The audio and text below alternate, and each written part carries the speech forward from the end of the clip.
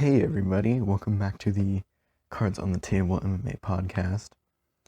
Today, there wasn't much in the way of news this week, so we're going to be spending a lot of time recapping what might have been the best card of the year in UFC 244, and then we're going to be previewing UFC on ESPN 21 Plus, or UFC on ESPN Plus 21. But yeah, we're going to be spending most of our time on the card from this past weekend, because holy shit, living up to the MSG tradition of amazing cards. Let's start with the main event, because that's what y'all are here for, right? Masvidal completely dominates Nathaniel Diaz and cuts him bad twice in the first round. So they were up against the cage, Masvidal got in the clinch, landed 2 elbows, both of which cut Diaz. Diaz then tried to dip out of the way of the punches and then eats basically a soccer kick on the way down. And almost got finished there, but he survives in the guard. Honestly, that combination would have finished pretty much everyone else except Nate Diaz. And then he just kept getting beat up. He got dropped 3 times in 3 rounds. He was getting hit hard to the body, to the point where he was almost turning his back to Masvidal at some points as he was circling, and the fight ends up getting stopped by a doctor's stoppage after the 3rd round. And there was a little bit of backlash at first, but I think as the emotions have calmed down, people seem to be okay with it. And even when I was looking at it, I mean, they were sticking the whole Q-tip in that eye to cover it up. I thought pretty much from the beginning it was a pretty fine stoppage. It's especially because he had a cut in his eyebrow, and then a cut kind of on the orbital bone below the eye. And when you have 2 cuts, there's always a chance of them combining, and then you have a cut all the way around your eye, and that is something that is extremely dangerous. Masvidal looked incredible in this fight. His combinations, he just looked a step faster. He looked more accurate. His takedown defense was perfect. He was able to find all the openings, and those body shots he landed a few body kicks, and Nate was feeling him. He was really feeling him. He is so tough, though. Like I said, that double elbow and the soccer kick combination in the first round would have knocked pretty much every other fighter out, but he is so tough. So tough. And one of the arguments about that, one of the reasons why I saw that people were angry about this fight being stopped is because Nate always turns it up in later rounds. He always comes through. But I don't think he's won a fight. I don't think he's won a decision that's been 5 rounds. It's something like the stats don't back that up. He doesn't win fights, and he was down bad. He was down, I think 2 of the judges gave one of the rounds as a 10-8. So he was down 4 points. He was going to have to get 2 10-8 rounds or get a finish, and I don't think that was going to happen, especially because I think Masvidal was only a few more body shots away from getting a finish. So moving on from this fight, I think Masvidal, he probably, so my thinking is he should fight Leon Edwards for the next contender spot. We have Usman versus Covington at UFC 245, which is a very exciting fight too. I don't feel Masvidal, he was ranked number 3. He gets a win over number 7 ranked Diaz at the time. I still don't feel like he deserves the shot. I mean, he kind of does. He's really popular now. He's going to be a little bit of a draw, at least more of a draw than Covington or Usman for sure. But Leon Edwards is also, I feel like, on the same level of deserving a title shot. And Masvidal, I don't want to say he's been ducking Leon Edwards, but he's been kind of reluctant about fighting him, seemingly. Yeah, I think Masvidal should fight Leon Edwards. Masvidal is ranked number 3 still, and Edwards is ranked number 4. So I think the fight makes sense ranking-wise and for the title picture as well. I mean, he could fight Woodley as well, but I don't think that fight really makes sense. I don't really know what Woodley should do next, to be honest with you. I think he's dealing with some injuries now. I don't know, we won't concern ourselves with hypothetical fights like that, but Nate, he was contemplating retiring, apparently. For him, if he does want to come back, I think there are some good fights for him. I think he could fight Stephen Thompson, who we'll talk about in a little bit, or he could fight Robbie Lawler. Now this is another one. This is a guaranteed fight of the night. If it does happen, Nate versus Robbie Lawler, two fan favorites. I wouldn't really want to see either of these guys lose if they did fight. But yeah, I think that would be a great fight. It also makes sense ranking-wise. Diaz falls to number 9 in the rankings, and Robbie Lawler is number 11. So I think that fight would make a lot of sense ranking-wise as well. And both those guys are well out of the title picture at this point. I don't think anyone ever thought Nate Diaz was going to be in the title picture. So I think that fight makes a lot of sense. So I did not watch the early prelims on this card, except for Lyman Good, who is about to be real original. He looked good. He looked huge as well. He wins by round 3 TKO, just ran through him basically. He had Andrei Arlovsky versus Jairzinho Rozenstruik. Arlovsky's decision streak of 8 fights, as I talked about last week, gets ended in the first round. He gets hit with a counter left hook and just crumbles over. It didn't even look like it was a very powerful punch, but fine. Then you had Brad Tavares versus Edmen Shahbazyan. This was a somewhat even fight until Shahbazyan drops Tavares with a hard right straight. Tavares somehow survives and then eats a clean head kick and goes out. And Shahbazyan wins by round 1 KO. You had Shane Burgos versus Makwan Amirkhani. Pretty interesting fight. Amirkhani dominated the first round, took the back, was stuck on him like glue.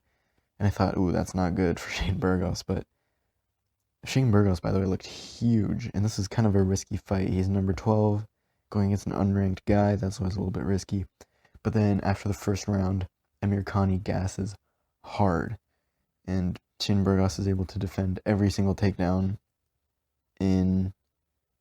from the second round onwards, and when he does get taken out, he pops right back up. He almost finishes him in the third round with some ground and pound, and you could tell how exhausted Amirkhani was because they would go to the ground, Burgos would stand up because he was kicking his ass on the feet, and then Amirkhani would take forever to stand up, and there was one point where it took him about 5 seconds to stand up, and I thought the fight should have been stopped there. And then after that stand-up, he puts his hands on his knees mid-fight and then proceeds to get knocked out in the next 10-15 seconds. That was a very entertaining fight, though. It was kind of a swing in momentum. You had a very one-sided first round, and then sort of a change. You could feel the pace shift in the second, and then the third round was just pure domination. And then you had heading the prelims, you had Corey Anderson versus Johnny Walker. Johnny Walker, the hype train is derailed, and there were a few hype trains that were derailed in this fight.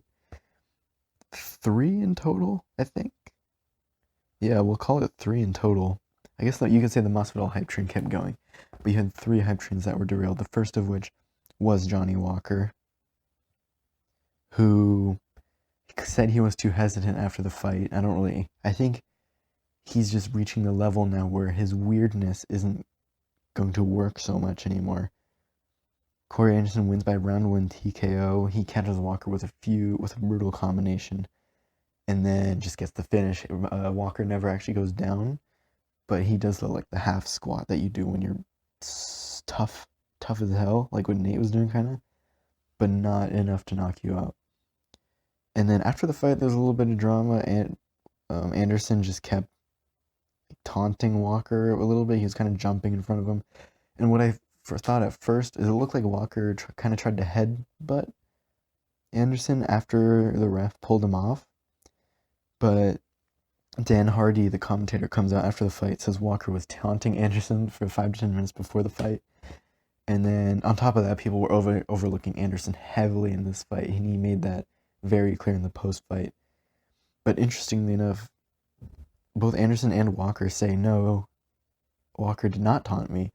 It was some fan behind Anderson, and then Hardy apologized. It was kind of a half-assed apology. But this was a great fight for Corey Anderson. He's back, what is he ranked now? Number 5. He goes up 2 spots. There's not many people in front of him now. So you got to think, Dominic Reyes is probably next in line for a title shot against Jon Jones. Daniel Cormier is still number 1 contender at light heavyweight, which is, he's not going to fight at light heavyweight anymore. Let's be real here. You have Thiago Santos, who's number 2, who's out for a long time. So an interesting fight that think it makes sense for Corey Anderson would be Anthony Smith, who's ranked number 3 right now. He's not going to get a rematch. Thiago Santos might get a rematch once he's all healed up. I don't think he should. I think he needs to heal. He needs some kind of tune-up fight, maybe Jan Blachowicz. Anderson could fight Jan Blachowicz too, who's one rank below him. But I think Anderson's still one fight away from a title shot. I think the winner of his next fight, whether it's him or the person he fights, should get the title shot. And for Johnny Walker, I'm not really sure. His rank didn't change. He's still number 11. You could give him Glover Teixeira, Volkan Oezdemir if you want to keep pushing him. You can give him Shogun if you want him to get a win. Shogun is 3 rankings below him. I don't know. I really don't know. I'm glad I'm not a matchmaker because you probably do want to keep pushing Walker. He's still got that potential. I don't think his excuse of taking the fight seriously is valid here because he was doing the same thing he was always doing. It just wasn't working. And you could kind of tell after about 2 minutes, he was kind of uncomfortable. And then you have the second hype train derailed. I was pretty bummed out about this one. You had Kevin Lee versus Gregor Gillespie. This was the first fight on the main card. You had a somewhat even fight. Kevin Lee's outlanding Gregor Gillespie about 2-1. Gillespie was struggling to get into Kevin Lee's range. Kevin Lee obviously has the freakish 84-inch reach at lightweight. Using it a little bit better, his jab looked pretty decent, but Gillespie was getting in a little bit. Kevin Lee, obviously, I think I talked about it last week, was training at TriStar, and didn't look too different, I don't think. But then he lands this huge combination. He slips Gregor Gillespie's jab, lands a counter right over the top, and then lands a clean left head kick, and Gillespie gets flatlined, falls straight back against the fence. Kind of convenient. He landed perfectly against the fence, so he didn't hit his head on the tarmac or on the canvas, which was I always appreciate that because that's probably worse. Falling like a tree and hitting the back of your head on the canvas is probably a lot worse than any punch you can take. As far as brain damage wise, not any punch, but probably most punches. So Lee wins by round 1 knockout, and knockout of the night easily. Brutal knockout. And again, I was kind of disappointed this fight didn't move on. I wanted to see more of Kevin Lee 2.0, and of course I wanted to see more of Gregor Gillespie. But one thing was the size difference was huge. Not huge, it was pretty big. It was about what you'd expect from a guy from Kevin Lee, who should be fighting at 165 if that division existed, and a guy who could probably make featherweight. And then, as far as who's next, for Kevin Lee, it's kind of interesting. He's ranked above Al Iaquinta now. He's ranked number 8. Al Iaquinta is ranked number 9. I do not want to see that fight again for sure, though. I think Paul Felder or Daniel Hooker could be an interesting fight, especially Paul Felder. I think that would be a very fun fight to watch. And Gillespie, he falls to rank number 12. I don't really know. You could give him Charles Oliveira. I think that'd be an interesting fight. 2 grapplers. You can give Alexander Hernandez, if you want him, 2 prospects against each other. If you want to keep pushing him, you can give him Edson Barboza, who's ranked number 10, which is 2 rankings ahead of him. I don't think he wins that fight, though. I think Charles Oliveira could be an interesting fight, though, and they're very close in rankings as well. Islam Makhachev could be an interesting fight, too, if you want a wrestling fight. I think that would be a very interesting scramble fight. And then you had Derek Lewis versus Blagoy Ivanov. To be honest, I skipped most of this fight. I was kind of distracted, and it was a little bit boring. Ivanov hit some clean shots, but survives. He has a hell of a chin. And Lewis wins the fight by split decision. Then you had Stephen Thompson versus Vicente Luque, one of the most exciting fights of the night. Probably the most even fight. Probably the most even fight. Wonderboy loses the first round, he gets dropped, and then comes back and wins defiantly. He doesn't drop Luque, but he pushes him over. He had these really nice push kicks. He looked really good. Looked like it took him a while to get going. But yeah, he looked insanely good, especially in the last round, was just piecing up Luque, was able to avoid most of the powerful shots. And yet those push kicks, push kicks to the face, push kicks to the body, just kept hitting him and wasn't able to get hit back. That's basically what you do. He had Luque bloodied up and apparently broke his hand as well. So that's even more impressive to fight through that. So he ends up winning by unanimous decision. All three judges gave round 3 a 10-8, and I agree completely. And I love those kicks Wonderboy throws as he angles off. I don't know what you call it. It's kind of like a back kick. He'll throw a jab, turn his body, and then push kick to the face, push kick to the body, and it's very pleasing to watch.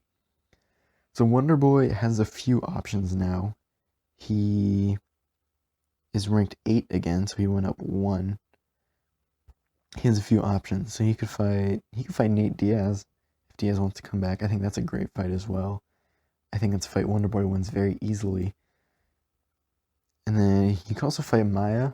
I think Maia would be... I don't really want to see that fight, but I think it would be entertaining. You have RDA. Now that's probably the fight I would be most excited to watch. RDA is ranked number 5 though, but he doesn't really have anyone else to fight because I don't think he deserves a title shot. I don't think... He already lost to Leon Edwards. I guess you could do a Jorge Masvidal RDA instead, maybe. You could do Tyron Woodley RDA. That would be a very interesting fight. But he could also do Ponzinibbio, which I don't really know. I don't know if he's had surgery, but he hasn't fought in over a year at this point. If he could... they're only one ranking apart. They could fight, and then they'd both be one shot away from a title fight. I don't even know if Wonderboy wants to go for a title anymore, though. He's had 2 title shots. Didn't get it. Though, again, the rankings have changed. And Tyron Woodley is kind of a worst-case matchup for Wonderboy, but we'll see. And Luque, he falls to number 13. He'll be back for sure. He is a bad matchup for a lot of people. And again, Vicente Luque, Nate Diaz would be an incredible fight. I think that's a great fight. Very entertaining. He could also fight Gilbert Burns. I think that's another really good fight. Or Robbie Lawler. And I think Vicente Luque, Robbie Lawler is guaranteed fight of the night material, even more so than Nate Diaz. Robbie Lawler. I would much rather see this fight. And I think that's a fucking banger. And then the last fight we'll go over from the card was Kelvin Gastelum versus Darren Till. A little bit of controversy going into this fight. Gastelum appears to put his elbow on his coach in order to make weight for the fight. So it's very strange. He waited until the last 15 minutes to weigh in for the fight because you have, I believe it's a 2-hour window to weigh in and do any last second cutting you need to do. He weighs in at 184, which is already suspicious because if you're waiting that long, if you're waiting till the last minute to weigh in, you usually weigh at the upper limit, not 2 pounds under. But yeah, he appears to put his coach on his elbow, and he's cheated at weigh-ins before. I can't remember which fight this was, but he has the towel. He had the towel in this fight as well, but he has the towel and kicks the scale through the towel. So as you know, they have to balance the scale like the doctor does at the office. He kicks it, which kind of jumps the thing over. I don't even know how that didn't get caught before. But the New York State Athletic Commission said they'd punish him. I think they did it through his purse. But the fight was allowed to go on, which I thought was kind of strange. Because if the guy's cheating to make weight, how is that fair? Okay, this is totally on Gastelum because he has had discipline issues before. He's so lucky he has great natural cardio because, I don't know, it's just he's missed welterweight by 10 pounds. This was against Tyron Woodley at welterweight. So he should be a welterweight. He's 5'9". He has a lot of body fat. He has 10 pounds of fat on him. He should commit, and then he could easily make welterweight. But he doesn't, and he still misses weight. And he looked chunky coming into this fight. He looked chunkier than in the Adesanya fight. He didn't look super big, but he looked much bigger. He looked like the bigger fighter. He looked like a middleweight. Gastelum just looked like a chunky welterweight. It took him a while to get settled. In the first specifically, he seemed a little bit distracted. He was looking at the clock a lot. He also kept grabbing his cup. I think that was That was the main issue, and I don't blame him for that. That would be very scary to fight with a messed up cup. But it took him a while to get settled, but he looked good. He defended the takedown very, very well.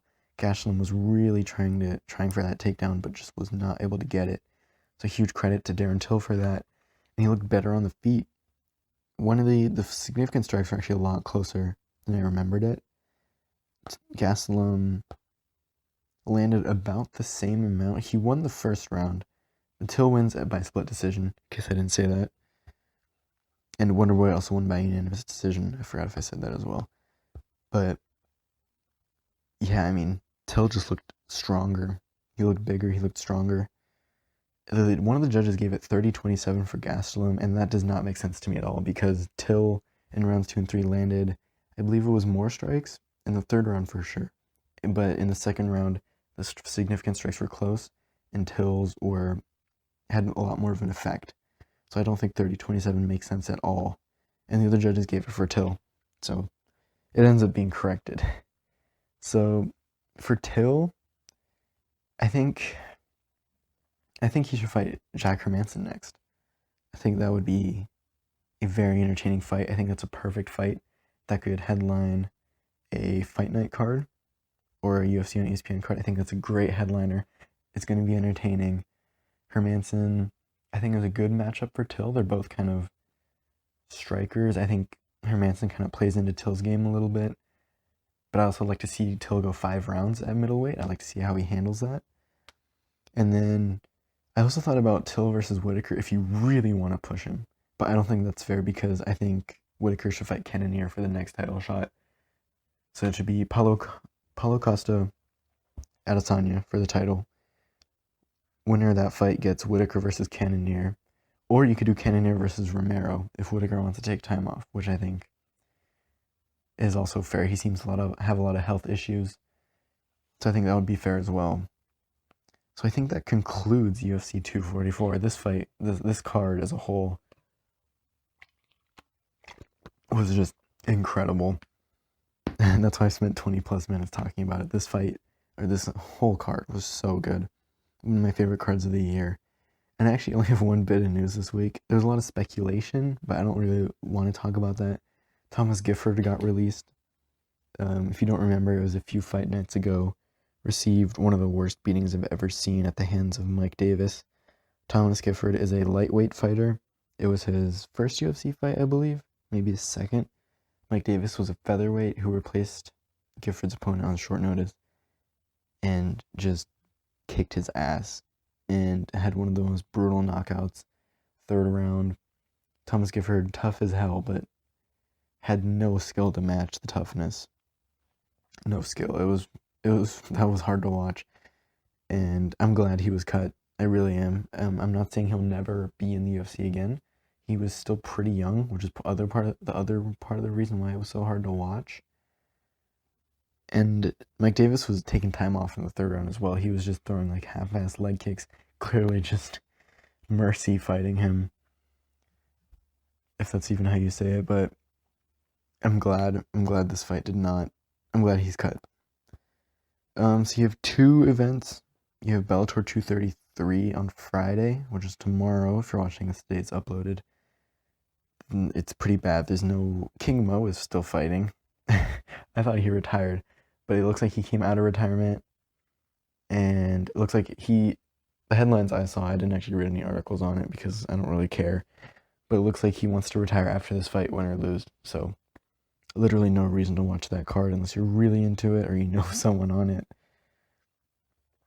So then we go on to UFC on ESPN Plus 21.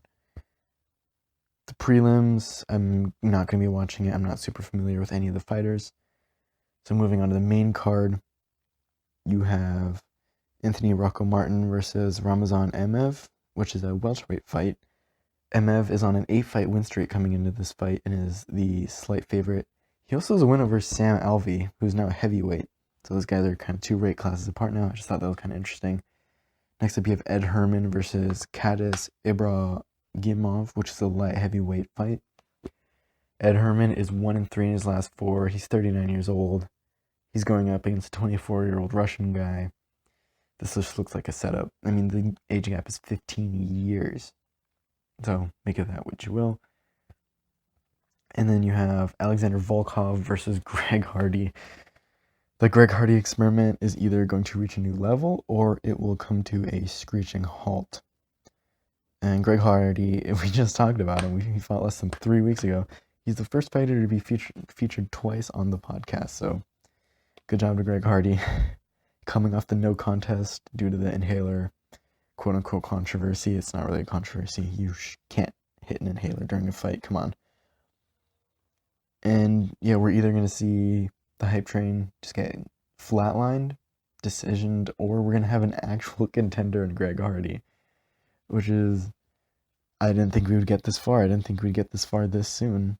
What rank is Volkov? Let's find out. He's ranked number 7. He's ranked number 7. So, Greg Hardy will theoretically be ranked around there if he wins this fight. Oh, jeez. Okay. Yep. So, I don't know. Volkov is a minus 280 on favorite. Hardy is plus 220. I'm surprised it's not bigger. If you want to put some money on Volkov, I think that's a pretty safe bet. But I mean, this is, a lot of people question why the UFC is pushing Greg Hardy so much. But you gotta think, it's a win-win for them. If he loses, everyone's happy because everyone wants to see him lose. If he wins, people are gonna keep watching because they want to see him lose. It's a win-win for the UFC either way, and they're not really pushing him, and they're just putting him on these shitty cards. How many co-mains has he had? Like 3 or 4 at this point? This one actually deserves to be a co-main. Greg Hardy, I don't think he's ranked. He's not. This is a huge step for him, and given how he looked against Sassoli, I think was his name, this should not end well for Hardy. And I just want to move past this chapter of MMA. It's been kind of dark. And then we have the main event, Zabit Magomedsharipov versus Calvin Kattar. This is a great fight. Great fight. And it means this is actually a very meaningful fight for the featherweight division. You have Zabit, who's ranked number 5, and Kattar is ranked number 11. So pretty risky fights for Zabit. But of course, anyone in the know knows Calvin Kattar has very crisp boxing. He always fights very relaxed. He's very comfortable fighting in a phone booth. He has great head movement. And he does some very good combinations once he gets comfortable. And then Zabit, I mean, we know Zabit. He's very flashy striking. Great wrestling, great ground game. Has a Sulev stretch, or however you say it, win. And this is a great fight. I think I have a few notes on it. I watched a few of their fights. For Zabit, I think the cardio issues are a little bit overemphasized, because I think his cardio looked okay. I mean, he's beating guys up for 3 rounds. He's gonna look a little bit diminished. And even then, his head movement is still pretty good. He looks a little bit more hittable the later the fight goes on.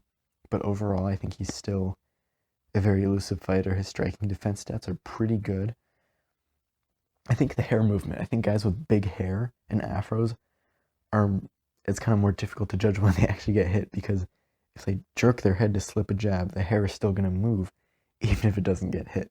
So anyway, a few things. Zabit uses sort of the Adesanya style guard, where he posts his hand on the opponent to back off, but their reach is about the same, so I don't think that's going to work as well in this fight. So I think Zabit's going to be a little bit more hittable. A key for Calvin Kattar is going to be to pressure Zabit, because we saw this in the Stevens fight, and even in the Bochniak fight, when Zabit is not comfortable, when he's moving backwards, and this is the case for all guys with flashy kicks, he doesn't throw them as much.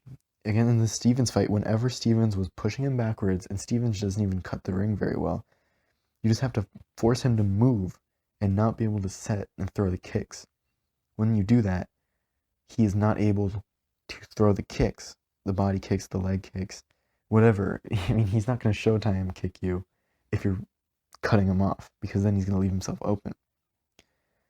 Another key for Calvin is that jab, that pretty much famous jab at this point. He has a very, very nice jab. He has great movement off of it. He's able to build off of it. But the thing for Zabit is, if he can time the jab, he can get takedowns underneath. And we've actually seen him do this before. and I think that can be a key for this fight as well. It'll also be good for relieving the pressure. If Calvin Kattar doesn't want to pressure because he's afraid he's going to get taken down, he might back off, and then Zabit will be able to take control of the fight again.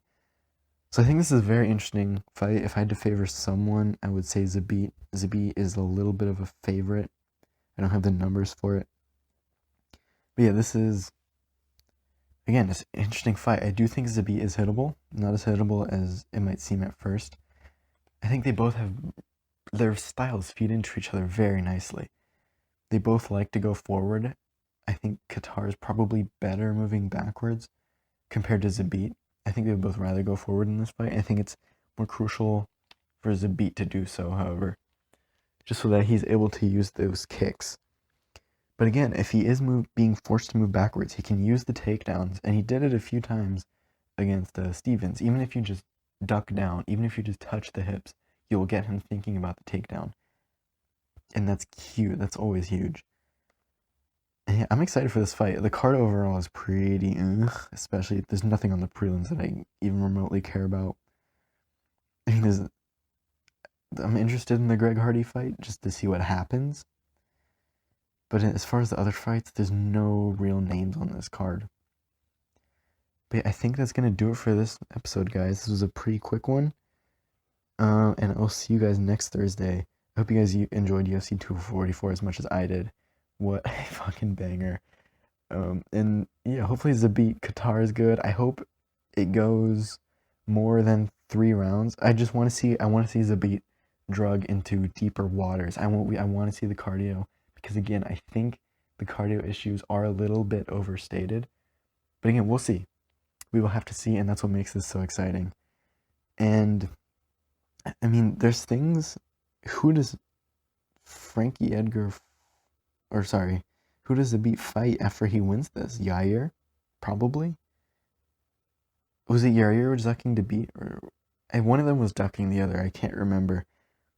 But yeah, I mean, if Zabit wins this fight, he's probably a fight away from a title shot. I'm excited for this fight, guys. I can't wait to talk about it on Thursday. And yeah, I will see you guys soon. Have a great weekend. Have a great day. And yeah, peace out.